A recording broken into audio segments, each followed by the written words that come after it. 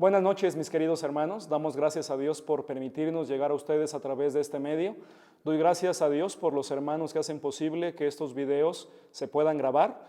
Y vamos a continuar, queridos hermanos, con la serie de temas que estuvimos estudiando meses atrás, que se titula Administradores de Dios. Les animamos, hermanos, a estar atentos a partir de hoy a estas lecciones breves que tiene como propósito edificar nuestras vidas. Y les recuerdo los versículos que estábamos estudiando, 1 Corintios 4, 1 y 2, dice la palabra de Dios. Así pues, ténganos los hombres por servidores de Cristo y administradores de los misterios de Dios. Ahora bien, se requiere de los administradores que cada uno sea hallado fiel. Les invitamos, hermanos, a estar atentos a estas enseñanzas que tendremos a continuación a partir de hoy, y también pueden descargar el estudio, hermanos, directamente de la página de internet. Que Dios les bendiga grandemente. Hermanos varones, qué gusto saludarlos ahora por este medio. Me tocó la bendición, la enorme bendición de arrancar con estas lecciones cortas para no perder este contacto, y como hemos mencionado en otras ocasiones y con diferentes ministerios, esta contingencia nos anima a hacer una pausa en diferentes áreas, de diferentes maneras, nos animan a estar en casa en la medida de lo posible. Sin embargo, en nuestra vida espiritual no queremos hacer una pausa, no es necesario. En nuestra edificación tampoco, no queremos parar la edificación. Y gracias a Dios por estos medios tecnológicos, gracias a Dios por la tecnología, podemos aportar un poquito entre nosotros a la edificación. Así que esa es la intención de estas lecciones, y voy a aportar una lección más en esta serie de temas que se ha estado estudiando en el Ministerio Josué, en este ministerio de varones, administradores de Dios.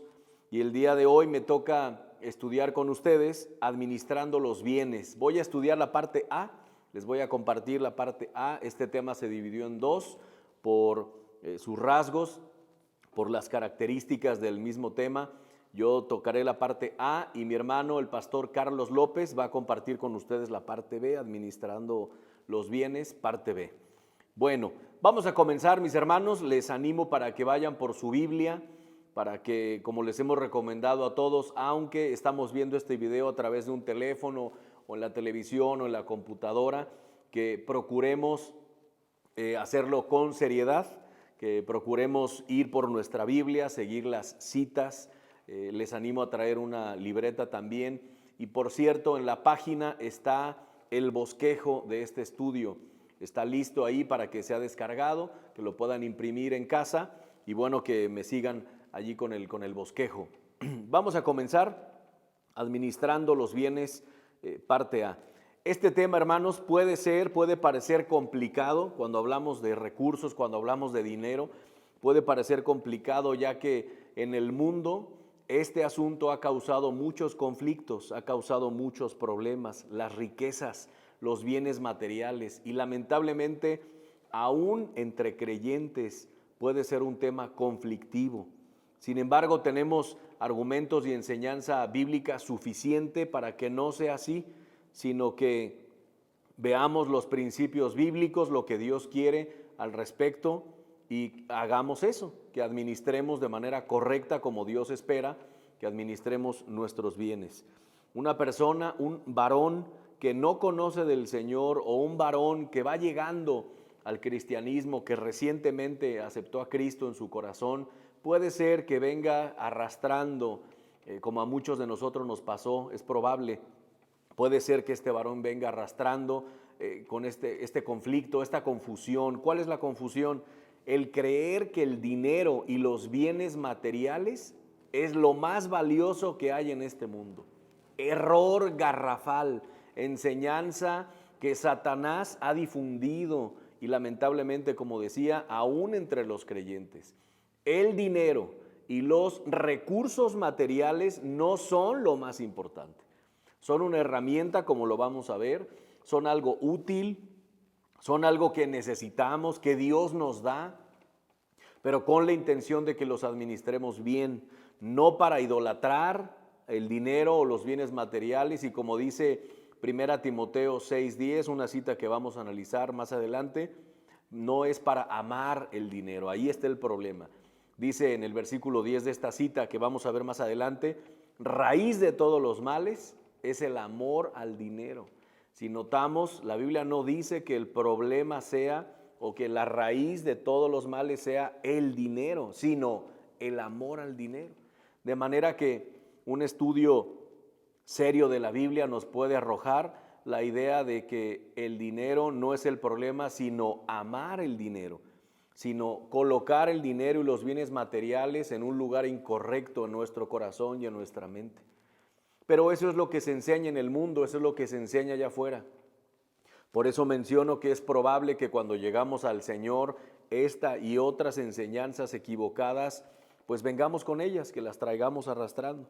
Gracias a Dios tenemos la Biblia, gracias a Dios podemos filtrar todos nuestros pensamientos, todas nuestras ideas, y aún esa instrucción con la que llegamos al Señor también puede ser filtrada con las Escrituras. Y yo te animo, mi hermano varón, que tú también lo hagas, que filtres sin temor y también con valor, a veces se requiere con coraje, filtrar mis enseñanzas con las enseñanzas de la Biblia, para que el Señor cambie y haga lo que quiera con lo que tengo en mi mente y en mi corazón, de manera que así podamos alcanzar el plan que Dios tiene para nosotros. Vamos a entrar de lleno y les animo allí en su Biblia que busquen por favor 1 Timoteo capítulo 6 y vamos a leer este texto conocido del 6 al 10, por favor. Dice así, versículo 6, 1 Timoteo 6, versículo 6 al 10. Pero gran ganancia es la piedad acompañada de contentamiento. Noten el 7. Porque nada hemos traído a este mundo y sin duda nada podremos sacar. Así que teniendo sustento y abrigo, estemos contentos con esto. Este versículo 8 puede ser conflictivo para muchos, ¿verdad? Que tienen esta idea de enriquecimiento, de prosperidad. Dice el 8, lo repito, así que teniendo sustento y abrigo, estemos contentos con esto.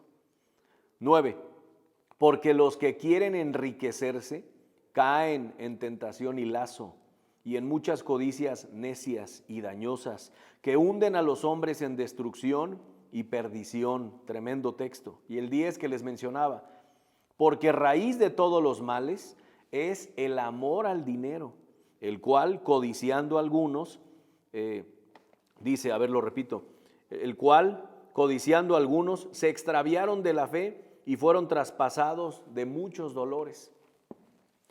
Al ver este texto nos encontramos con algunas enseñanzas y si estás tomando nota, toma nota de estas 3 cosas que aprendemos de este texto. Primera cosa, que todo lo material aquí se quedará. Dice el versículo 6, gran ganancia es la piedad acompañada de contentamiento.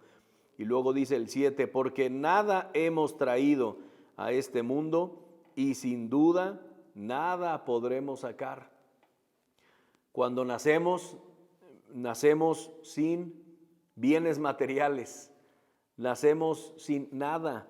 Y cuando morimos, nada nos llevamos. Es un principio bíblico que ayuda a analizarlo. Es simple, es sencillo, pero también es profundo. Porque aunque lo entendemos claramente y sabemos a qué se refiere este texto, este principio, a veces hace contraste con nuestro afán por enriquecernos. A veces esto hace contraste y suena hasta irónico, que esto lo entendemos, pero a la par de entenderlo, también nos damos a la tarea de gastar horas, días completos en el trabajo. En estos días esto ya no es posible, por lo menos temporalmente, pero estos días son buenos para reflexionar en esto. ¿Cuántas horas pasabas en el trabajo, mi hermano? ¿10 horas, 12 horas? ¿Cuál era la idea de estar ahí? ¿Qué es lo que te motivaba a estar ahí? Si tú y yo reconocemos que nada nos vamos a llevar de este mundo, ¿por qué entonces darnos a la tarea de este afán de buscar recursos materiales y tenemos lo suficiente pero queremos más? Y esto no significa una instrucción o una enseñanza de conformismo. Conformismo y contentamiento son términos distintos, drásticamente, abismalmente diferentes. Conformismo es pudiendo tener un poco más y pudiendo mejorar en mi vida, me conformo, me quedo con esto. Eso es conformismo. Pero contentamiento es esto que tengo, que es suficiente, y trabajando y esforzándome he tenido esto, estoy contento. Aunque en mi corazón o desde mi carne quisiera más. Porque a veces así funciona nuestra carne, vemos al vecino, vemos a algún familiar, vemos a otra persona que está desarrollándose más, prosperando más, y eso nos mueve para anhelar, la palabra bíblica es codiciar, y la Biblia dice que los que quieren enriquecerse caen en tentación y en lazo, y en muchas codicias necias que hunden a los hombres en perdición. Así que tenemos que analizar el equilibrio. No es conformismo, es contentamiento. Esto significa que sí puedo hacer planes para mejora en mi vida, en mi familia, en mi hogar. Sin embargo, cuando ya se relaciona con el corazón ese anhelo, entre comillas, que en realidad es codicia, cuando se mete ya en el corazón, cuando ya no puedo dormir porque no he mejorado, cuando ya me quita el sueño la idea de prosperar, entonces hay un conflicto. Y creo que es un conflicto que los varones entendemos bien. Tal vez las damas, las hermanas, no batallan tanto con esto. Pero en nosotros, en los varones, quienes Dios nos delegó la responsabilidad de proveer a los nuestros, está en nosotros. Nos hace sentir bien cuando llevamos recursos a la casa. Cuando nuestra familia está bien, nos sentimos que estamos haciendo una buena labor, un buen trabajo. Y eso es correcto, pero debemos mantenerlo en equilibrio, que eso no nos controle. Avanzamos. De este pasaje también entendemos, segunda cosa, que amar el dinero se convierte en un problema, y en un problema grave.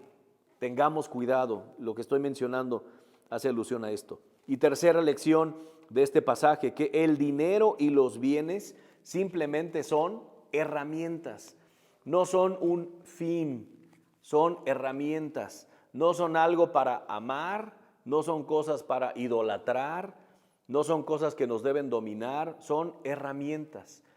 Los bienes materiales, los recursos, el dinero, son herramientas. ¿Para qué? Estas herramientas se utilizan para solventar necesidades, para ayudar a las necesidades de nuestra familia, para avanzar en nuestros planes. Son herramientas, pero nunca los veamos como un fin, y mucho menos como algo para idolatrar o algo que nos quite el sueño. Teniendo esto como base, mis hermanos, nos podemos dar a la tarea, teniendo esto como base en la mente, nos podemos dar a la tarea de administrar todo lo que el Señor nos dé, todos los recursos que el Señor, nuestro sustentador, decida darnos, decida que administremos. El Señor puede darnos grandes cantidades económicas, puede poner en nuestras manos una cantidad fuerte de bienes económicos, bienes materiales. Esa es una decisión del Señor.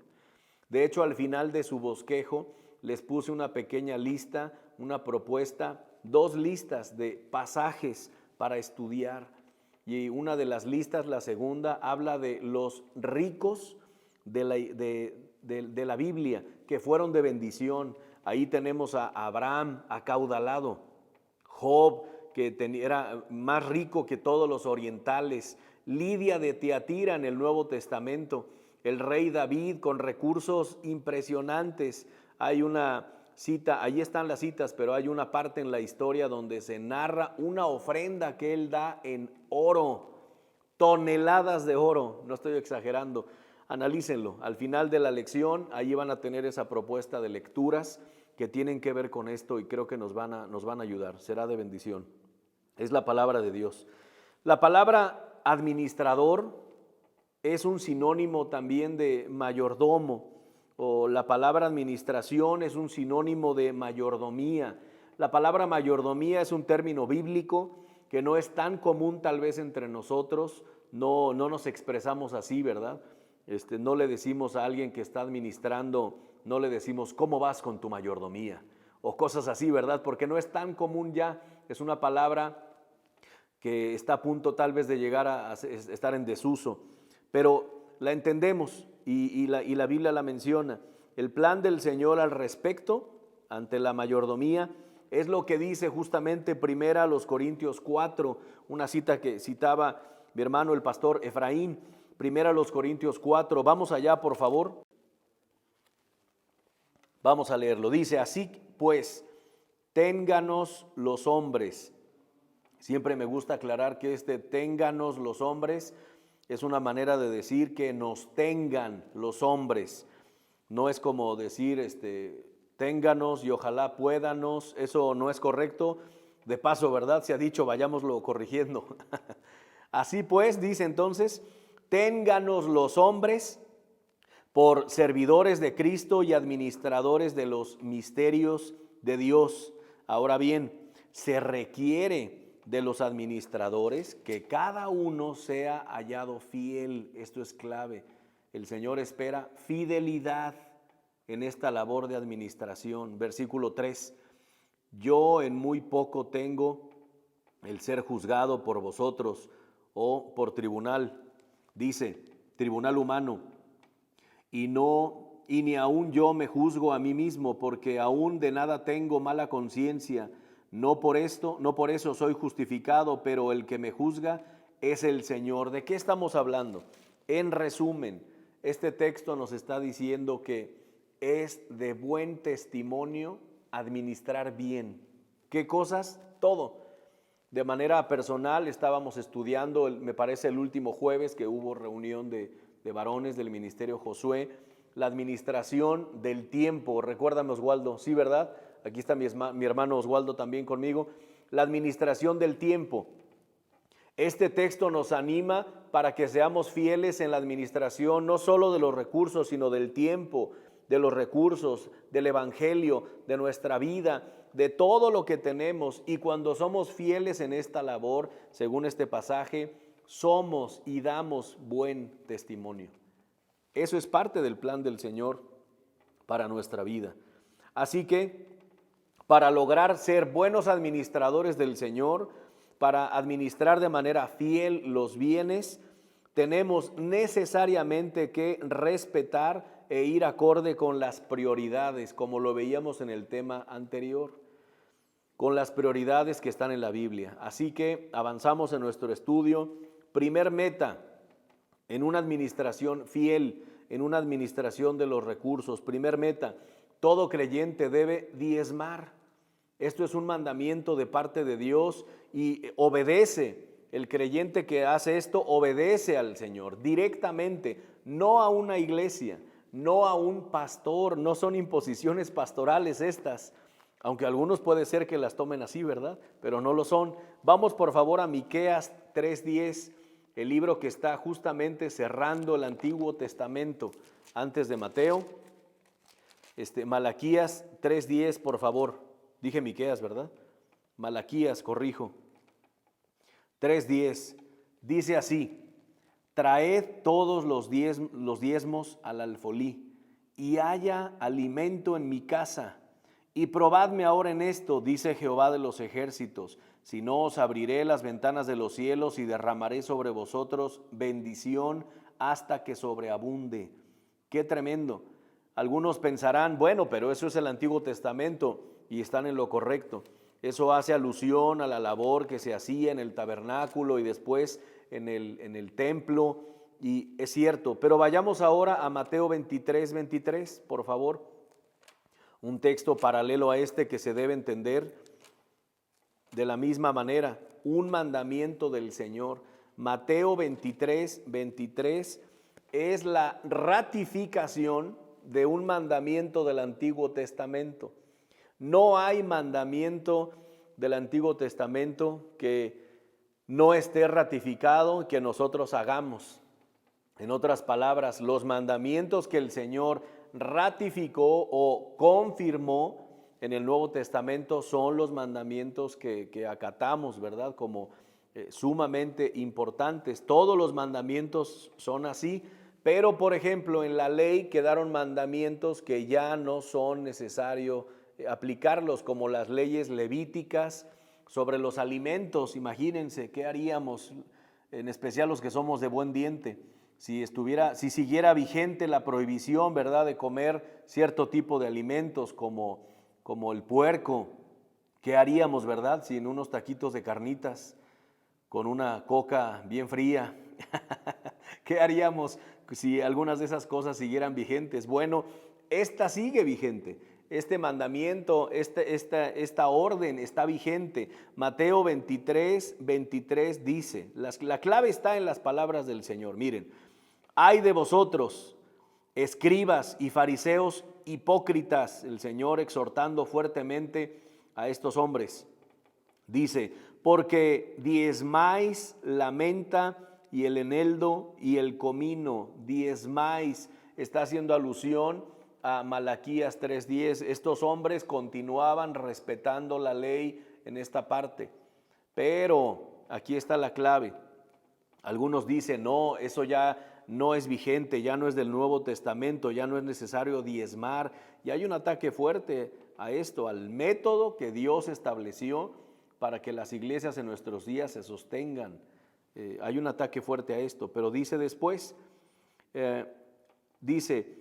diezmáis la menta y el eneldo y el comino y dejáis lo más importante de la ley, dice, la justicia, la misericordia y la fe. Y los adversarios del diezmo dicen, ahí está, ya te atrapamos, ahí dice el Señor, lo más importante de la ley, está bien, pero cierra diciendo, aquí está la claridad, dice la justicia, la misericordia y la fe, esto era necesario hacer, dice, sin dejar de hacer aquello. Cerrado el tema, cerrado el asunto, en mi opinión. Son las palabras del Señor. Esto era necesario hacer, ¿qué? La misericordia, la justicia, la fe, sin dejar de hacer aquello. ¿Qué es aquello? Diezmar. Así que creemos firmemente que es un mandamiento del Señor y hablando de la administración de los bienes, si queremos ser fieles administradores necesitamos respetar las prioridades. Y las prioridades bíblicas, como en otro momento lo hemos estudiado, lo hemos analizado, en primer lugar está Dios y su bendita obra. Mateo 6:33 dice, mas buscad primeramente el reino de Dios y su justicia. Primeramente, ahí está la casilla número 1, va Dios en la lista de prioridades. Y hablando de los recursos, los diezmos son una manera de obedecer a Dios y de ser fieles. El Señor ratifica esta práctica y se registra esta práctica del diezmo que se registra aún previo a la ley y permanece en nuestros días. La clave está en las palabras del Señor, ¿verdad? Como ya veíamos. Segunda meta en una administración de los bienes, en una administración fiel. Nuestros recursos vienen de Dios. Él es nuestro sustentador y nuestro fiel proveedor y espera que nuestros recursos sean de bendición a nuestra familia. Segunda meta, nuestra familia. Estos recursos, sean pocos o muchos, deben ser bien administrados. ¿Para qué? Para cubrir las necesidades de los nuestros, esposa, hijos, y después de haber cubierto y de haber suplido las necesidades de esposa y de hijos, si los hay, después de esto entrarían dentro del rubro de la familia papás, hermanos, cuñados, tíos, etcétera, primos, después de haber cubierto, después de haber suplido las necesidades de mi familia, esposa principalmente, después hijos y así. Primera Timoteo, por favor, es otra de las citas clave. Dice así, Primera Timoteo 5, versículo 8, un texto también muy conocido. Porque si alguno no provee para los suyos y mayormente para los de su casa, ha negado la fe y es peor que un incrédulo. Ha negado la fe y es peor que un incrédulo. Alguien que niega la fe es alguien que desconoce al Señor. Y peor que un incrédulo significa o quiere decir o podemos entender alguien que pareciera que no conoce ni una palabra de este bendito libro. Un no creyente de alguna forma puedo decir, no tendría por qué saber o conocer las Escrituras, pero un verdadero hijo de Dios, un verdadero cristiano, tenemos que conocer las Escrituras, tenemos esa responsabilidad dada por Dios. Si queremos ser buenos cristianos, de no ser así, entonces, ¿a quién estamos imitando? Si somos cristianos, se supone que estamos imitando a Cristo. Pero si no conozco los evangelios, si no conozco a Cristo, entonces ¿a quién estoy imitando? Hay una incongruencia fuerte. En este tema es similar.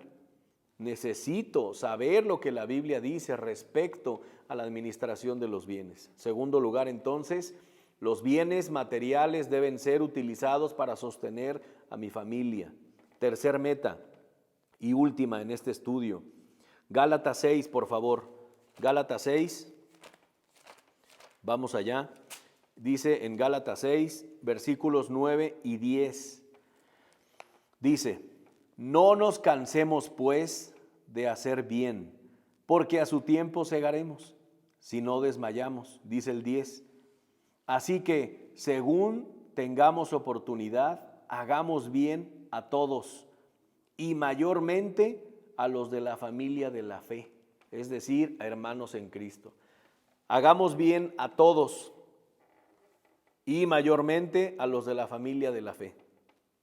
Tercer meta, ayudar a otros. Nuestros recursos materiales deben servir entonces, primer lugar, repasando, para honrar a Dios, diezmos, ofrendas. Segundo lugar, para honrar y sostener a mi familia, el sustento necesario. Tercero, para hacer de bendición a los demás, para ayudar a otros. Gálatas dice que hagamos bien a todos, pero resalta a un grupo en especial y dice mayormente a los de la familia de la fe, es decir, creyentes en Cristo, hermanos en Cristo. Que nuestros recursos, habiendo pasado por las prioridades anteriores, las dos que ya mencionamos, deben también ser de bendición a otros. Entre creyentes tenemos la costumbre de apoyarnos entre hermanos con algo que llamamos ofrendas de amor. Esto puede ser en recursos, en dinero, en efectivo, quiero decir, y también en especies. Una pequeña despensa, cubrir una receta tal vez en una situación de enfermedad, cubrir algún recibo con alguna hermanita ya entrada en años, que el Señor ponga en nuestro corazón ayudar. Podemos cubrir 1, 2 o 3 de sus recibos, podemos preparar una despensa y llevarle, etcétera. Ofrendas de amor, así les llamamos. Pero sería un error, déjenme aclarar esto, sería un error que con fe, con corazón, yo vea mis recursos, no contemple ni el diezmo, primera meta, no contemple a mi esposa, a mi familia, segunda meta, pero sí diga, no, mira, esos hermanos, esa familia están padeciendo, déjame llevar y tomo lo que corresponde al diezmo y al sostenimiento de mi familia, y según yo lo hago con fe, con buen corazón, y tomo todo, y voy y se lo doy. ¿Qué estoy haciendo? Déjame decirte que estás cometiendo un error. Estaríamos siendo negligentes. Eso no es dar con sacrificio, hay que aclararlo. Eso no es dar con sacrificio, eso sería contradictorio. Si yo quiero dar, ofrendar con sacrificio, está bien, pero no puedo interpretarlo de esta manera, diciendo que con sacrificio es, este mes no voy a dar mi diezmo, o esta semana, o esta quincena, y no le voy a dar el gasto, como decimos aquí entre nosotros, ¿verdad? En México. Y no voy a dar el gasto a mi esposa porque voy a dar una ofrenda con sacrificio, ¿no? No, eso no es correcto. Eso es negligencia, eso es desorden. Entonces, ¿de dónde echas mano? Al final también les voy a proponer, hay dos propuestas de una repartición de nuestros recursos en porcentajes. Vamos a hablar de esto al final. Pero, ¿cómo es que doy con sacrificio? Bueno, habiendo repartido como Dios espera, es decir, habiendo dado mi diezmo, habiendo cubierto ya las necesidades de mi familia, y si me queda algo, ese algo es para cubrir otros gastos, aparte de los gastos fijos, aparte de las necesidades ya puestas, ya dadas. En muchas cosas yo he dado mi palabra, y bueno, habiendo cubierto ya todas esas cosas, entonces si queda algo, ese algo es para gastos diversos, ahorro, diversión, vacaciones tal vez. Es de ahí de donde uno toma con sacrificio. Es de ahí de donde puede aplicar dar con sacrificio. Ya teníamos preparado un pequeño ahorrito para comprar ropa. Tomo 20, 30, 50% de eso y lo doy porque hay una necesidad en la iglesia. Esa es una ofrenda con sacrificio. Solo como ejemplo. Ser de bendición a otros es entonces la tercera meta. Y el Señor espera que lo hagamos así. No hay más tiempo para analizar más puntos, pero en estos tres espero que hayan sido de bendición. Es probable que mi hermano Carlitos, el pastor Carlos López, avance más en esto, se meta más en el tema. Pero hasta aquí, hermanos, si buscamos alcanzar estas tres metas, tengamos por seguro que estaremos siendo fieles administradores de Dios. Podremos desarrollar nuestros planes. Esto no significa que estemos enseñando que se acabaron nuestros planes, pensar en vacaciones, pensar en comprar ropa a mi familia, eso es superficial, eso es vano.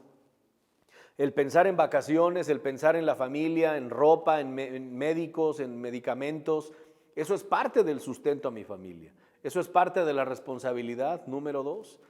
Así que cuando nos concentremos en desarrollar, alcanzar estas metas, estaremos siendo, téngalo por seguro, fieles administradores de Dios. Por último, ahí en sus hojas, ustedes van a ver que hay una propuesta de la división de gastos, la repartición de nuestros recursos, como decíamos, del 100% de nuestro ingreso mensual neto. Algunos han propuesto esta división: 10% diezmo, 20% otros, ahorro, doctor, ropa, etcétera, 30% casa y coche, ya sea renta de casa o estar pagando la casa, y del auto, manutención del auto, mantenimiento, o también estar pagando el auto, 30%, y 40% gastos fijos. Esto se puede aprender así. Esta división se le llama 10, 20, 30, 40, así, de manera incremental, 10, 20, 30, 40. Y el 40 por último, gastos fijos. ¿Qué significa? Servicios, despensa, colegiaturas, etcétera. Cada quien con libertad puede elegir algo como esto y esforzarse por respetarlo. Quiero aclarar algo. Por ejemplo, la primer partida, 10%, diezmo, eso es obvio, está en la Biblia y ese es el nombre que recibe por el porcentaje que significa 10% diezmo. Sin embargo, como se ha dicho, también no es limitativo. Yo puedo incrementarlo 11, 12, 13, 15%, 20%, no pasa nada, esa es una decisión personal. ¿Cómo se calcula? ¿Cómo se llega a hacer eso? Procurando respetar las demás. ¿De dónde se toma? No del 30% casa y coche, eso es un gasto necesario, no del 40% en esta división de los gastos fijos. ¿De dónde se toma? Del 20%. ¿Dónde está? Otros, ahorro, doctor, ropa, etcétera, con prudencia, con sabiduría, dirigidos por el Señor. Y la otra división es el 10, 30, 30, 30. ¿Cómo es? 10% diezmo, 30% coche y casa, 30% gastos fijos, 30%, el último 30%, otros. Elige una de estas divisiones, hazle alguna modificación, pero es necesario aterrizar las cosas en números, en porcentajes, para que entonces sepamos. A mí me ha ayudado mucho esto, desde hace años que yo escuché esto, fui instruido en este tema y me ha ayudado. No soy tan viejo, pero a mis 42 años esto ha sido de mucha bendición y me ha ayudado a administrar. No soy experto ni tampoco soy un ejemplo en esto, pero me ha ayudado a administrar los recursos que el Señor, pocos o muchos, nos ha dado a través de los años. Es necesario saber esto o hacerlo así para entonces saber qué fuerzas tengo. Cuando viene un proyecto, cuando hay una necesidad en casa, yo necesito saber si puedo con eso o no. Pero si no tengo ni idea, como a algunos les pasa, y solo vamos ahí saliendo al día. Es necesario aterrizar las cosas. Es necesario definirlo así, hablando de los recursos, hasta por porcentajes. Ahí está escrito, está en sus hojitas, está en este bosquejo. Espero que sea de bendición, espero que haya sido útil, que el Señor nos dé sabiduría, hermanos, varones, para ser sabios administradores y fieles administradores, no solo de los recursos, sino de todo lo que el Señor nos da. Que Dios les bendiga, con mucho cariño he compartido esto, que Dios los bendiga y saludos. Gracias.